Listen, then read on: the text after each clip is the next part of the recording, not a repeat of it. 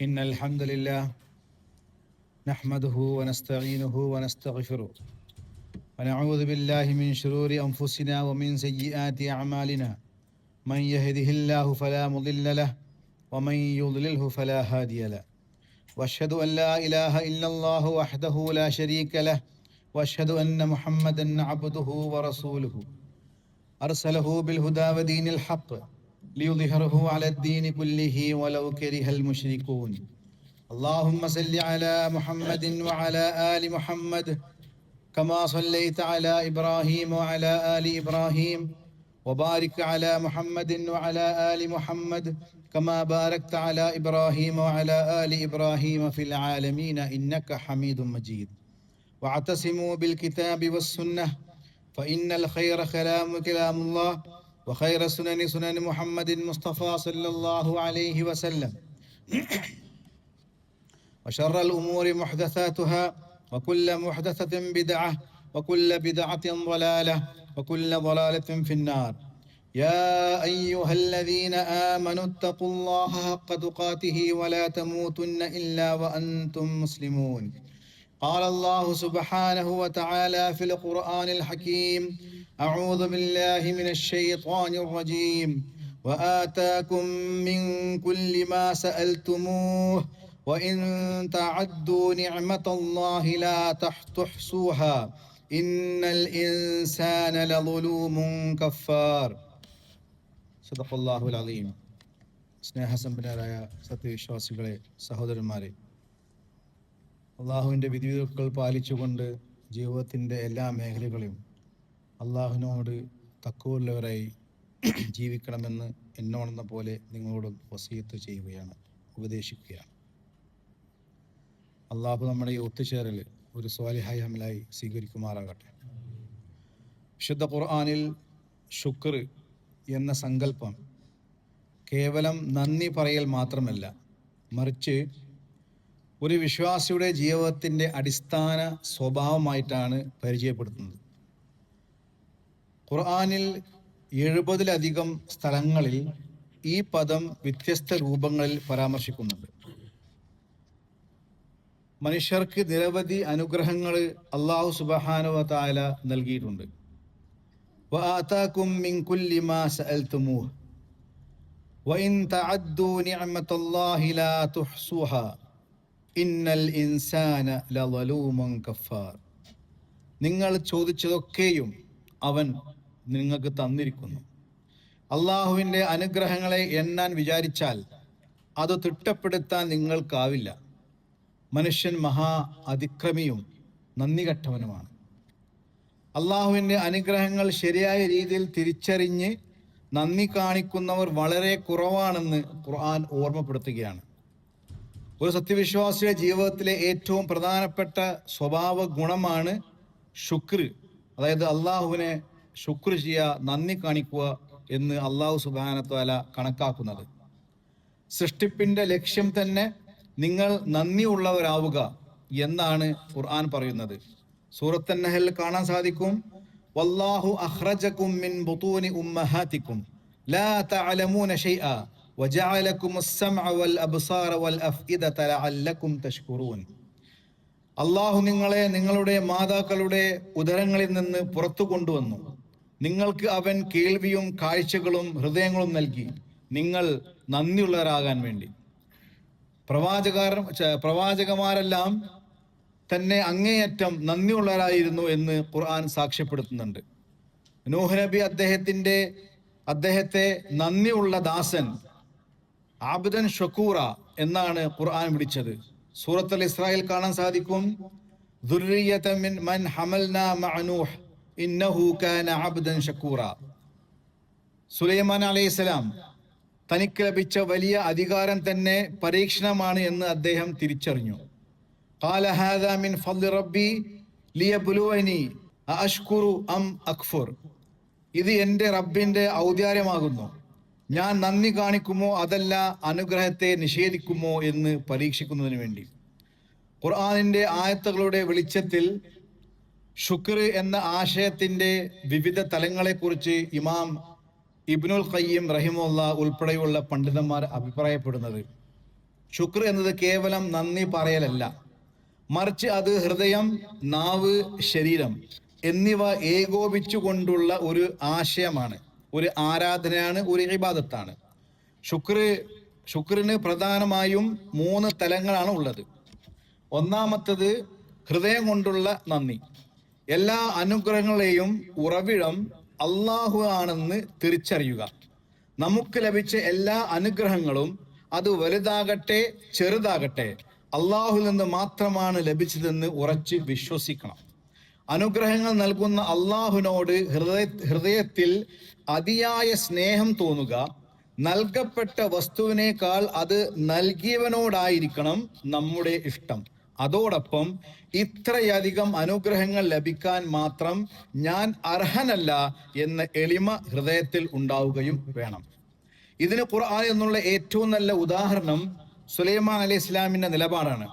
സുലൈമാൻ നബിയുടെ മുന്നിൽ സബയിലെ രാജ്ഞിയുടെ സിംഹാസനം നിമിഷം നേരം കൊണ്ട് എത്തിക്കപ്പെട്ടപ്പോൾ അദ്ദേഹം തൻ്റെ കഴിവിൽ അഹങ്കരിക്കുകയല്ല ചെയ്തത്, മറിച്ച് തൻ്റെ ഹൃദയം കൊണ്ട് അദ്ദേഹം അത് അള്ളാഹുവിൻ്റെ അനുഗ്രഹമാണെന്ന് തിരിച്ചറിഞ്ഞു.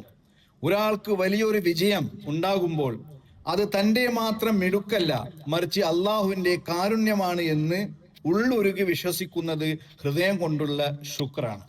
രണ്ടാമത് നാവ് കൊണ്ടുള്ള നന്ദി. ഹൃദയത്തിലുള്ള നന്ദിയുടെ ബാഹ്യ പ്രകടനമാണ് നാവിലൂടെ നടക്കുന്നത്. അള്ളാഹു നൽകിയ അനുഗ്രഹങ്ങളെക്കുറിച്ച് സംസാരിക്കുകയും അവയെ സ്തുതിക്കുകയും ചെയ്യുന്നതാണ് നാവ് കൊണ്ട് ഒരു മനുഷ്യനിക്ക് ചെയ്യാവുന്ന അള്ളാഹുവിനോടുള്ള നന്ദി. ഖുർആനിലെ അവസാന ഭാഗത്ത് അള്ളാഹു സുബ്ഹാനഹു വ തആല ഇത് നേരിട്ട് കൽപ്പിക്കുന്നുണ്ട്. ലഭിച്ച അനുഗ്രഹങ്ങളെ കുറിച്ച് മറ്റുള്ളവരോട് സംസാരിക്കുക, അഹങ്കാരത്തോടെയല്ല, മറിച്ച് നന്ദിയോടെ എന്നത് നാവ് കൊണ്ടുള്ള നന്ദിയാണ്. സൂറത്ത് ദുഹ നമുക്ക് എല്ലാവർക്കും അറിയുന്ന സൂറത്താണ്. പ്രവാചകരെ, നിന്റെ നാഥന്റെ അനുഗ്രഹത്തെ കുറിച്ച് താങ്കൾ സംസാരിക്കുക. മൂന്നാമത് അവയവങ്ങൾ കൊണ്ടുള്ള നന്ദിയാണ്. ഇതാണ് ഏറ്റവും പ്രയാസകരവും എന്നാൽ ഏറ്റവും പ്രധാനവുമായ തലം. ലഭിച്ച അനുഗ്രഹങ്ങളെ അത് നൽകിയവന്റെ ഇഷ്ടത്തിനനുസരിച്ച് ഉപയോഗിക്കുക എന്നതാണ് ഇതിൻ്റെ അർത്ഥം.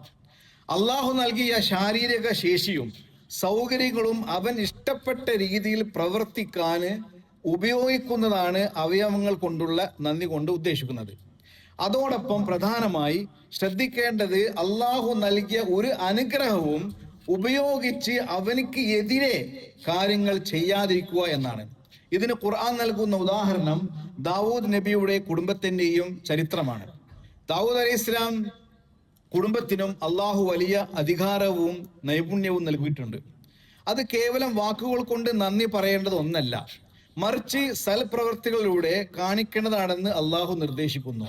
ഖുർആനിൽ അള്ളാഹു സുബ്ഹാനഹു തആല പറയാണ്, സൂറത്ത് സബയില് 13-ാമത്തെ ആയത്തിൽ പറയുകയാണ്, ഇഅ്മലു ആല ദാവൂദ ശുക്ര വഖലീലുൻ മിൻ ഇബാദിയശ് ശകൂർ. ദാവൂദ് കുടുംബമേ, നന്ദി സൂചകമായി നിങ്ങൾ പ്രവർത്തിക്കുക. എന്റെ ദാസന്മാരിൽ നന്ദി ഉള്ളവർ കുറച്ച് പേർ മാത്രമേ ഉള്ളൂ. ആരോഗ്യമുണ്ടെങ്കിലും അത് ഉപയോഗിച്ച് മറ്റുള്ളവരെ സഹായിക്കുക. കണ്ണുകൊണ്ട് നല്ലത് മാത്രം കാണുക. കൈ കൊണ്ട് നാം ദാനങ്ങൾ നൽകുക. നല്ല പ്രവൃത്തികൾ ചെയ്യുക. നാവ് കൊണ്ട് നല്ലത് മാത്രം പറയുക. ഇതൊക്കെയാണ് അവയവങ്ങൾ കൊണ്ടുള്ള ശുക്ർ കൊണ്ട് ഉദ്ദേശിക്കുന്നത്. പ്രവാചകൻ മുഹമ്മദ് നബി സല്ലല്ലാഹു അലൈഹി വസല്ലം രാത്രിയിൽ കാലുകൾ വീങ്ങുന്ന വരെ നിന്ന് നമസ്കരിക്കുമായിരുന്നു. ഒരിക്കൽ ആയിഷ റളിയല്ലാഹു അൻഹ പ്രവാചകനോട് ചോദിക്കുന്നുണ്ട്, ലിമ തസ്നഉ ഹാദാ യാ റസൂലല്ലാഹ് വഖദ് ഗഫറ അല്ലാഹു ലക മാ തഖദ്ദമ മിൻ ദംബിക വമാ തഅഖർ. അല്ലാഹുവിന്റെ പ്രവാചകരെ, അങ്ങയുടെ മുമ്പും പിമ്പുമുള്ള പാപങ്ങളെല്ലാം അല്ലാഹു സുബ്ഹാനഹു വ തആല പുറത്തു തന്നിരിക്കുന്നു. എന്തിനാണ് അങ്ങ് ഇപ്രകാരം പ്രയാസപ്പെടുന്നത്? അപ്പോൾ റസൂലുള്ളാഹി സ്വല്ലല്ലാഹു അലൈഹി വസല്ലം പറയുകയാണ്, ഖാല അഫലാ അഹിബ്ബു അൻ അകൂന അബ്ദൻ ശകൂറ. പ്രവാചകൻ പറയുകയാണ്, എങ്കിൽ ഞാൻ നന്ദിയുള്ള ഒരു ദാസനാകാൻ ഇഷ്ടപ്പെടേണ്ടതല്ലേ? മറ്റൊരു ഹദീസിൽ കാണാൻ സാധിക്കും, മൻ മുആദ് ഇബ്നു ജബൽ റളിയല്ലാഹു അൻഹു അന്ന റസൂലുള്ളാഹി സ്വല്ലല്ലാഹു അലൈഹി വസല്ലം അഖദ ബിയദിഹി വഖാല. നബി ഒരിക്കൽ മുആദ് ഇബ്നു ജബലിന്റെ കൈ പിടിച്ചുകൊണ്ട് ഇപ്രകാരം പറഞ്ഞു, യാ മുആദ് വല്ലാഹി ഇന്നി ലഉഹിബ്ബുക വല്ലാഹി ഇന്നി ലഉഹിബ്ബുക ഓ മുആദേ, അല്ലാഹുവാണ് സത്യം, നിശ്ചയമായും ഞാൻ നിന്നെ സ്നേഹിക്കുന്നു, നിശ്ചയമായും ഞാൻ നിന്നെ സ്നേഹിക്കുന്നു. ഫഖാല, എന്നിട്ട് പറഞ്ഞു, ഊസീക യാ മുആദു ലാ തദഅന്ന ഫീ ദുബ്രി കുല്ലി സ്വലാത്തിൻ തഖൂൽ. അതുകൊണ്ട് മുആദേ, ഓരോ നമസ്കാരത്തിന് ശേഷവും ഈ പ്രാർത്ഥന ചൊല്ലാൻ നീ മറക്കരുത്. അല്ലാഹുമ്മ അഇന്നി അലാ ദിക്രിക വശുക്രിക വഹുസ്നി ഇബാദതിക്. ഇത് അബൂദാവൂദും നസായിലും വന്നിട്ടുള്ള ഹദീസാണ്. അല്ലാഹുവേ, നിന്നെ സ്മരിക്കാനും നിനക്ക് നന്ദി ചെയ്യാനും നിനക്ക് ഏറ്റവും നല്ല രീതിയിൽ ഇബാദത്ത് ചെയ്യാനും എന്നെ നീ സഹായിക്കണമേ. ഓരോ നമസ്കാര ശേഷവും നാം ചൊല്ലുന്ന ദിക്റാണിത്. ഈ പ്രാർത്ഥന വളരെ ലളിതമാണെങ്കിലും ഒരു വിശ്വാസിയുടെ ജീവിതത്തിലെ ഏറ്റവും പ്രധാനപ്പെട്ട 3 കാര്യങ്ങളാണ് ഇതിൽ ഉൾക്കൊള്ളുന്നത്. ഒന്നാമത്തെ ദിക്ർ, അതായത് സ്മരണ. രണ്ടാമത് ശുക്ർ, അതായത് നന്ദി കാണിക്കൽ. മൂന്നാമത്തത് ഇഹ്സാൻ, അതായത് ഇബാദത്തിലെ മികവ്. നമ്മുടെ ജീവിതത്തിൽ നന്ദിയുള്ള ഒരു മനോഭാവം വളർത്തിയെടുക്കാൻ താഴെ ഉള്ളവരിലേക്ക് നോക്കാനാണ് റസൂലുള്ളാഹി സ്വല്ലല്ലാഹു അലൈഹി വസല്ലം നമ്മെ പഠിപ്പിക്കുന്നത്. عن أبي هريرة رضي الله عنه قال قال رسول الله صلى الله عليه وسلم انظروا إلى من هو أسفل منكم ولا تنظروا إلى من هو فوقكم فهو أجدر أن لا تزدروا نعمة الله عليكم. നിങ്ങളെക്കാൾ താഴ്ന്ന അവസ്ഥയുള്ളവരിലേക്ക് നിങ്ങൾ നോക്കുക, നിങ്ങളെക്കാൾ ഉയർന്നവരിലേക്ക് നോക്കാതിരിക്കുക. അള്ളാഹു നിങ്ങൾക്ക് നൽകിയ അനുഗ്രഹങ്ങളെ നിങ്ങൾ നിസ്സാരമായി കാണാതിരിക്കാൻ അതാണ് ഏറ്റവും ഉചിതമായ മാർഗം. ഇപ്പൊ മനുഷ്യൻ ഒരു സമൂഹ ജീവിയാണ്. അവൻ സമൂഹത്തിൽ പലരുമായി സഹവസിക്കുന്നുമുണ്ട്. സ്വാഭാവികമായും പലതരത്തിലുള്ള സഹായ സഹകരണങ്ങൾ നൽകുകയും അതോടൊപ്പം തന്നെ സ്വീകരിക്കുകയും ചെയ്യുന്നവനാണ്. എന്നാൽ ഇതിനോടെല്ലാം മനുഷ്യൻ നന്ദി കാണിക്കേണ്ടതുണ്ട്. അള്ളാഹുവിനോട് നന്ദിയുള്ളവനായി മാറാൻ ആദ്യം ഒരു മനുഷ്യൻ ചെയ്യേണ്ടത് സഹജീവിയോട് നന്ദി കാണിക്കലാണ്. അൻ അബീ ഹുറൈറ അൻ നബി സല്ലല്ലാഹു അലൈഹി വസല്ലം ഖാല ലാ യശ്കുറുല്ലാഹ മൻ ലാ യശ്കുറുൻ നാസ്. മനുഷ്യരോട് നന്ദി കാണിക്കാത്തവൻ അള്ളാഹുവിനോടും നന്ദി കാണിക്കുകയില്ല. തിർമിദി റിപ്പോർട്ട് ചെയ്ത ഹദീസാണത്. അപ്പൊ നന്ദി കാണിക്കുന്നവർക്ക് അള്ളാഹു കൂടുതൽ അനുഗ്രഹങ്ങൾ നൽകാമെന്ന് അവൻ ഉറപ്പ് നൽകുന്നുണ്ട്. സൂറത്തുൽ ഇബ്രാഹിമിലെ 7-ാമത്തെ ആയത്തിൽ അള്ളാഹു പറയാണ്, വഇദ് തഅദ്ദന റബ്ബുകും ലഇൻ ശകർതും ലഅസീദന്നകും വലഇൻ കഫർതും ഇന്ന അദാബി ലശദീദ്. നിങ്ങൾ നന്ദി കാണിച്ചാൽ തീർച്ചയായും ഞാൻ നിങ്ങൾക്ക് അനുഗ്രഹം വർദ്ധിപ്പിച്ചു തരുന്നതാണ്. എന്നാൽ നിങ്ങൾ നന്ദികേട് കാണിക്കുകയാണെങ്കിൽ തീർച്ചയായും എൻ്റെ ശിക്ഷ കഠിനമായിരിക്കും എന്ന് റസൂൽ അള്ളാഹു ഖുർആനിൽ പറയുകയാണ്. അപ്പൊ ശുക്ർ എന്നുള്ള അനുഗ്രഹം നിലനിർത്താനും പുതിയ അനുഗ്രഹങ്ങൾ കൊണ്ടുവരാനുള്ള വഴി കൂടിയാണ് എന്ത്, ഈ രൂപത്തിൽ അള്ളാഹുവിനോട് നന്ദി കാണിക്കുക എന്നുള്ളത്. അപ്പൊ ഖുർആനിക വീക്ഷണത്തിൽ ശുക്ർ എന്നതിൻ്റെ നേർ വിപരീത പദമായിട്ട് ഉപയോഗിച്ചിരിക്കുന്നത് കുഫ്ർ എന്നാണ്. നമ്മൾ കുഫറിനെ കുറിച്ച് മനസ്സിലാക്കിയിട്ട് എന്താണ്, നിഷിദ്ധമാവുക എന്നല്ലെങ്കിൽ അള്ളാഹുവിനോട് കുഫർ കാണിക്കുക എന്നൊക്കെയാണ്. അപ്പോൾ ഒരു ഹദീസിൽ കാണാൻ സാധിക്കും, അൻ അബ്ദുല്ലാഹി ബിൻ അബ്ബാസ് റളിയല്ലാഹു അൻഹുമാ ഖാല ഖാല റസൂലുള്ളാഹി ഉരീതു النار فاذا اكثر اهلها النساء يكفرن. റസൂലുള്ളാഹി സ്വല്ലല്ലാഹു അലൈഹി വസല്ലം പറയാണ്, എനിക്ക് നരകം കാണിക്കപ്പെട്ടു, ആ നരകത്തിലെ അധികവും സ്ത്രീകളാണെന്ന് ഞാൻ കണ്ടു, അവർ നന്ദികേട് കാണിക്കുന്നു, അതായത് അവർ കുഫ്ർ ചെയ്യുന്നു എന്നുള്ളത്. അപ്പോ സഹാബത്ത് ചോദിക്കുകയാണ്, അവർ അള്ളാഹുവിനോടാണോ കുഫ്ർ നന്ദികേട് കാണിച്ചത്, കുഫ്ർ ചെയ്തത്? ഇപ്പൊ റസൂലുള്ളാഹി മറുപടി പറയാണ്, അവർ ഭർത്താവിനോട് നന്ദികേട് കാണിക്കുന്നു. അപ്പൊ നന്ദികേടിന് ഇവിടെ ഉപയോഗിച്ച പദം ഏതാണ്? കുഫ്ർ എന്നാണ്. അപ്പൊ ഉപകാരത്തോട് നന്ദികേട് കാണിക്കുന്നു. അവളുടെ ഭർത്താവ് ഒരുപാട് ഗുണങ്ങളും സൗഭാഗ്യങ്ങളും അവൾ കൊടുത്തുകൊണ്ട് എന്നിട്ടും അവൾ എന്ത് ചെയ്യുന്നു? കുഫ്ർ കാണിക്കുന്നു. അതെപ്പോഴാണത്? അവരിലേക്ക് ഒരാള് കാലാകാലം നീ നന്മ ചെയ്തുകൊണ്ടിരിക്കുകയും പിന്നീട് നിന്നിൽ നിന്ന് എന്തെങ്കിലും അവൾക്ക് ഇഷ്ടപ്പെടാത്തതും കണ്ടാൽ അവൾ പറയും, നിന്നിൽ നിന്ന് ഒരു നന്മയും ഞാൻ ഇന്നേ വരെ കണ്ടിട്ടില്ല എന്ന് സുഹൈഹ് ബുഖാരിയിൽ വന്നിട്ടുള്ളതാണ്. അപ്പൊ അറബിയിൽ കുഫ്ർ എന്ന പദത്തിന് 2 അർത്ഥങ്ങളുണ്ട്. ഒന്ന് അള്ളാഹുവിനെ നിഷേധിക്കൽ, അതായത് അവിശ്വാസം. രണ്ടാമത്തത് നന്ദികേട് കാണിക്കൽ. ഇവിടെ സ്ത്രീകൾ കാണിക്കുന്നത് അള്ളാഹുവിനോടുള്ള അവിശ്വാസമല്ല, മറിച്ച് തങ്ങളുടെ ജീവിത പങ്കാളിയോടുള്ള നന്ദികേടാണ് എന്ന് റസൂലുള്ളാഹി സ്വല്ലല്ലാഹു അലൈഹി വസല്ലം പ്രത്യേകം വ്യക്തമാക്കുന്നുണ്ട്. അൻ അബീ ഹുറൈറ റളിയല്ലാഹു അൻഹു അന്നഹു സമി റസൂലുള്ളാഹി യഖൂൽ ഇന്ന സലാസതൻ ഫീ ബനി ഇസ്രായീൽ. സഹീഹ് ബുഖാരിയിലും സഹീഹ് മുസ്ലിം എന്ന വലിയൊരു നീണ്ടൊരു ഹദീസാണ്, പൂർണ്ണമായിട്ട് വായിക്കുന്നില്ല. അബൂ ഹുറൈറ നിവേദനം ചെയ്യുന്ന ഒരു ഹദീസ്. ഒരു വലിയ ഹദീസിൽ പ്രവാചകൻ സല്ലല്ലാഹു അലൈഹി വസല്ലം ബനൂ ഇസ്രായേലുടെ കഥ പറയുന്നുണ്ട്. അബൂ ഹുറൈറ പറയുകയാണ്, അള്ളാഹുവിന്റെ റസൂൽ പറയുന്നത് ഞാൻ കേട്ടു. എന്താണത്? ഇന്ന സലാസത്തൻ ഫീ ബനി ഇസ്രായേൽ. ബനി ഇസ്രായേലെ 3 പേരുണ്ടായിരുന്നു. ആരൊക്കെയാണത്? ഒന്ന് അബ്റസ വ അഖ്റഅ വ അഅമ. ഒരു കുഷ്ഠരോഗിയും ഒരു കഷണ്ടിയും ഒരു അന്ധനും. അവരെ പരീക്ഷിക്കാൻ വേണ്ടി അള്ളാഹു സുബ്ഹാനഹു വ തആല തീരുമാനിച്ചു. അങ്ങനെ അവൻ അവരടുത്തേക്ക് ഒരു മലക്കിനെ അയക്കുകയാണ്. മലക്ക് കുഷ്ഠരോഗിയെ അടുത്ത് ചെന്നുകൊണ്ട് ചോദിക്കുന്നു, നിനക്ക് ഏറ്റവും ഇഷ്ടപ്പെട്ട കാര്യം എന്താണ്? അയാൾ പറഞ്ഞു, നല്ല നിറവും മനോഹരമായ ചർമ്മവുമാണ് എനിക്കിഷ്ടം. ആളുകൾ എന്നെ അറപ്പോടെയാണ് കാണുന്നത്. അപ്പോൾ മലക്ക് അയാളെ തടവി അയാളുടെ രോഗം മാറ്റിക്കൊടുത്തു. അയാൾക്ക് നല്ല നിറവും മനോഹരമായ ചർമ്മവും ലഭിച്ചു. എന്നിട്ട് മലക്ക് ചോദിച്ചു, ഏത് തരം സമ്പത്താണ് നിനക്ക് ഏറ്റവും ഇഷ്ടം? അയാൾ പറഞ്ഞു, ഒട്ടകം. അങ്ങനെ അയാൾക്ക് 10 മാസം പ്രായമുള്ള ഗർഭിണിയായ ഒരു ഒട്ടകത്തെ നൽകിക്കൊണ്ട് മലക്ക് പറഞ്ഞു, അള്ളാഹു ഇതിൽ നിനക്ക് ബർക്കത്ത് നൽകട്ടെ. പിന്നീട് ഈ മലക്ക് കഷണ്ടിക്കാരന്റെ അടുത്തേക്ക് ചെന്ന് ചോദിച്ചു, നിനക്ക് ഏറ്റവും ഇഷ്ടപ്പെട്ട കാര്യം എന്താണ്? അയാൾ പറഞ്ഞു, നല്ല മുടിയാണ് എനിക്കിഷ്ടം. ആളുകൾ എന്നെ അറപ്പോടെയാണ് കാണുന്നത്.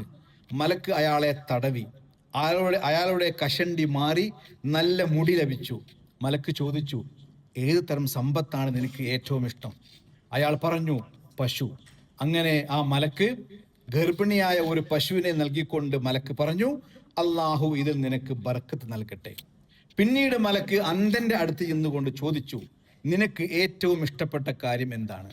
അയാൾ പറഞ്ഞു, അള്ളാഹു എനിക്ക് എൻ്റെ കാഴ്ച തിരിച്ചു തരുന്നതും അതുവഴി എനിക്ക് ആളുകളെ കാണാൻ സാധിക്കുന്നതുമാണ് എനിക്കിഷ്ടം.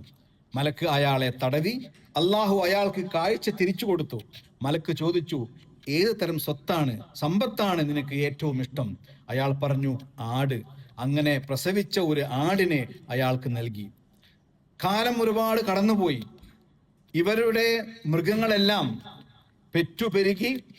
ഒരാൾക്കൊരു താഴ്വര നിറയെ ഒട്ടകങ്ങളായി, രണ്ടാമത്തെ ആൾക്ക് താഴ്വര നിറയും പശുക്കളായി, മൂന്നാമത്തെ ആൾക്ക് ആടുകളുമായി. പിന്നീട് അള്ളാഹുവിന്റെ കൽപ്പന പ്രകാരം ഈ മലക്ക് വീണ്ടും പഴയ രൂപത്തിൽ ഒരു പാവപ്പെട്ടവനായിട്ട് കുഷ്ഠരോഗിയുടെ അടുത്തേക്ക് വരുന്ന രംഗത്തെ കുറിച്ച് റസൂല പറയുന്നുണ്ട്. എന്നിട്ട് കൊണ്ട് പറഞ്ഞു, ഈ മലക്ക് പറയുകയാണ്, ഞാനൊരു പാവപ്പെട്ടവനാണ്. യാത്രക്കിടയിൽ എൻ്റെ വഴികളെല്ലാം മുടങ്ങിയിരിക്കുന്നു. ഇന്ന് അള്ളാഹുവിന്റെ സഹായം കൊണ്ടും പിന്നീട് നിന്റെ സഹായം കൊണ്ടും അല്ലാതെ എനിക്ക് ലക്ഷ്യസ്ഥാനത്ത് എത്താൻ കഴിയില്ല. നിനക്ക് മനോഹരമായ നിറവും സമ്പത്തും നൽകിയ അള്ളാഹുവിന്റെ നാമത്തിൽ എൻ്റെ യാത്ര തുടരാൻ എനിക്കൊരു ഒട്ടകത്തെ എനിക്ക് നൽകുമോ?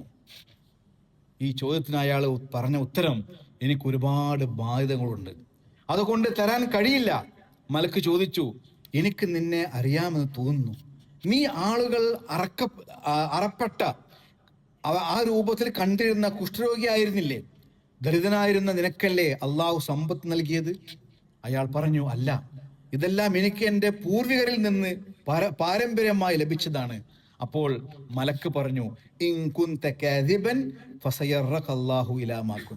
നീ കള്ളം പറയുകയാണെങ്കിൽ അള്ളാഹു നിന്നെ പഴയ അവസ്ഥയിലേക്ക് തന്നെ മാറ്റട്ടെ. പിന്നീട് മലക്ക് കഷണ്ടിക്കാരന്റെ അടുത്ത് ചെന്നു. കുഷ്ഠരോഗിയോട് പറഞ്ഞതുപോലൊക്കെ തന്നെ അദ്ദേഹത്തോട് സംസാരിച്ചു. അയാളും പഴയ അവസ്ഥ നിഷേധിക്കുകയും സഹായം നൽകാൻ വിസമ്മതിക്കുകയും ചെയ്തു. അപ്പോൾ മലക്ക് പറഞ്ഞു, നീ കള്ളം പറയുകയാണെങ്കിൽ അള്ളാഹു നിന്നെ പഴയ അവസ്ഥയിലേക്ക് തന്നെ മടക്കട്ടെ. അവസാനം ഈ മലക്ക് തൻ്റെ പഴയ രൂപത്തിൽ അന്ധന്റെ അടുത്ത് ചെന്നുകൊണ്ട് പറഞ്ഞു, ഇതേപോലെ ഞാനൊരു പാവപ്പെട്ട വഴിയാത്രക്കാരനാണ് എന്നെല്ലാം പറഞ്ഞപ്പോൾ അന്ധൻ പറഞ്ഞു, തീർച്ചയായിട്ടും. അപ്പോൾ അദ്ദേഹം ഒരു ആടിനെ ചോദിക്കുന്നുണ്ട്. അപ്പോൾ അന്ധൻ പറയുകയാണ്, തീർച്ചയായും ഞാൻ അന്ധനായിരുന്നു, അള്ളാഹു എനിക്ക് കാഴ്ച നൽകി. ഞാൻ ദരിദ്രനായിരുന്നു, അള്ളാഹു എനിക്ക് സമ്പത്ത് നൽകി. അതിനാൽ നിനക്ക് ഇഷ്ടമുള്ളത് എടുത്തുകൊള്ളുക, ഇഷ്ടമുള്ളത് ഒഴിവാക്കുക. അള്ളാഹുവിന്റെ നാമത്തിൽ നീ എടുക്കുന്ന ഒന്നിനും ഇന്ന് ഞാൻ തടസ്സം നിൽക്കില്ല എന്ന് പറഞ്ഞപ്പോൾ ആ മലക്ക് ഉത്തരം നൽകി, അംസിക് മാലക്, നീ നിന്റെ സമ്പത്ത് നീ തന്നെ വെച്ചുകൊള്ളുക. നിങ്ങളെ 3 പേരെയും അള്ളാഹു പരീക്ഷിക്കുകയായിരുന്നു. ഫഖദ് റളിയല്ലാഹു അൻക, തീർച്ചയായും അള്ളാഹു നിന്നിൽ സംതൃപ്തനായിരിക്കുന്നു. വസഖിത അലാ സാഹിബൈക, നിന്റെ 2 കൂട്ടുകാരോടും അവൻ കോപിച്ചിരിക്കുന്നു.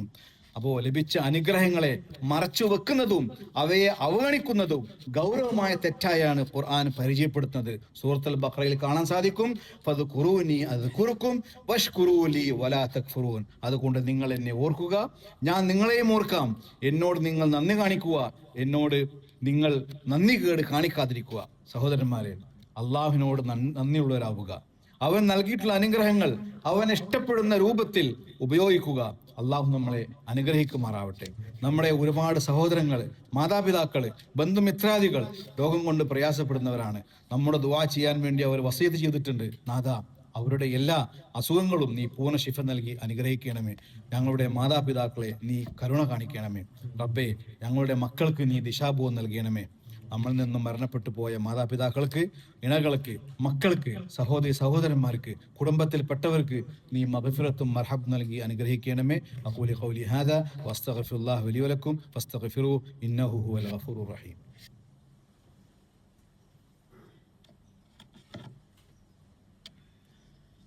അൽഹംദുലില്ലാഹി റബ്ബിൽ ആലമീൻ. അഷ്ഹദു അല്ലാ ഇലാഹ ഇല്ലല്ലാഹു വഹ്ദഹു ലാ ശരീക ലഹ് വഅഷ്ഹദു അന്ന മുഹമ്മദൻ അബ്ദുഹു വറസൂലുഹു. اللهم صل على محمد وعلى آل محمد. يا أيها الذين آمنوا اتقوا الله حق تقاته ولا تموتن إلا وأنتم مسلمون. إن الله وملائكته يصلون على النبي. يا أيها الذين آمنوا صلوا عليه وسلموا تسليما. اللهم اغفر للمسلمين والمسلمات والمؤمنين والمؤمنات الأحياء منهم والأموات إنك قريب مجيب الدعوات يا رب العالمين. اللهم آت نفوسنا تقواها وزكها أنت خير من زكاها أنت وليها ومولاها. اللهم احفظ الكويت وأهلها من كل شر ومكروه. اللهم احفظ إخوتنا من المرابطين وقوى الأمن والدفاع الحارس الوطن وجميع القائمين على أمن البلاد وثبت الأرض تحت أقدامهم. اللهم وفق أميرنا لهداك واجعل أعماله في رضاك والبسه ثوب الصحة والعافية. اللهم اجمع كلمة المسلمين وألف بين قلوبهم. اللهم اجعل هذا البلد آمنا مطمئنا سخاء رخاء وسائر بلاد المسلمين. اللهم تقبل منا إنك أنت السميع العليم وتب علينا إنك أنت التواب الرحيم. اللهم إنا نسألك إيمانا كاملا ويقينا صادقا وقلبا خاشعا ولسانا ذاكرا وعملا صالحا ورزقا واسعا وتوبة نصوحا وتوبة قبل الموت وراحة عند الموت والعفو عند الحساب والفوز بالجنة والنجاة من النار. اللهم توفنا مسلما والحقنا بالصالحين. وصلى الله على سيدنا محمد وعلى آله وصحبه وسلم. وآخر دعوانا الحمد لله رب العالمين. وأقم الصلاة.